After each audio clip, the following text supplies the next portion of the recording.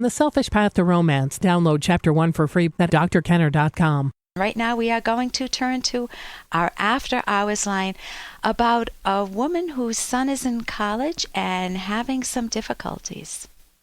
Yes, I have a son in his second year at FSU. We think he has a problem. He thinks now he has bipolar or A.D.D. He needs help. My husband's up there now. He just had a DUI yesterday.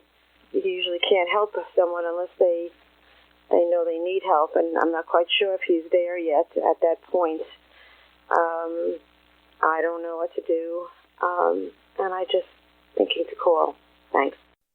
Okay, you did the right thing. You called. What I would definitely recommend for you is to get some counseling for yourself during this period. This is a rough period for you. We want to love our kids. We want to see them excel.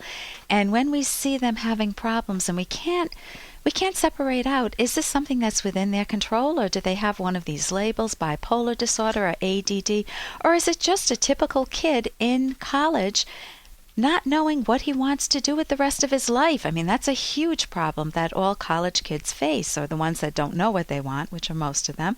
How do you find a purpose in life? Has he made a wrong choice? Has he gotten into a career he doesn't like? Is he not going to classes? Is he having problem with friendships? Has he picked wrong friends? Maybe he's in the frats drinking a lot. Is he having problem with with romance, with his sexual life? Or maybe he hasn't been involved in sports, or he's got too much involvement in sports. I would deal with those issues rather than looking to slap a label on him such as bipolar or ADD.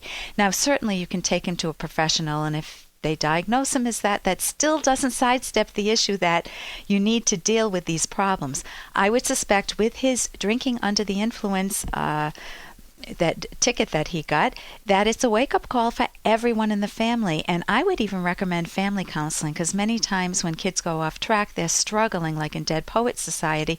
Can I lead my own life, or do I have to go in the same path that mom and dad have already carved out for me? Is my own life, is my own choice good?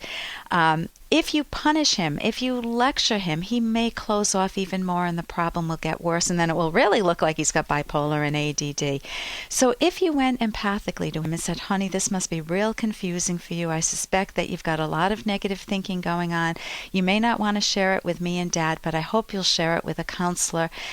We'll respect your privacy. If you ever do want to say something to us, please say it. We will try not to go into our lecture mode. So it's very hard to have empathy for you. Other parents may say, my kid just got a master's degree, an MSW, and you have to look at this parent and say, well, my son just got a DUI. That's very painful. So you want to get some therapy for yourself so you know how to handle this. Hope that helps. For more Dr. Kenner podcast, go to drkenner.com and please listen to this ad. Here's an excerpt from The Selfish Path to Romance by psychologists Drs. Kenner and Locke. Here are 5 ways of making your partner feel loved and visible. Show encouragement and appreciation. Spend quality time together. Give appropriate gifts. Help out. Touch in a loving, sincere way. Most partners will appreciate all 5. However, different people may place different degrees of importance on them. Discover what makes your partner feel loved and visible. If you neglect trying to understand your partner, it conveys that you don't think your loved one is important. Your partner feels invisible and not connected to you on the deepest level, and this undermines your romantic relationship, including your sex life. If you don't understand your partner, even when you do take actions that demonstrate love, they might be the wrong actions. Download Chapter 1 for free at drkenner.com, and you can buy the book at amazon.com.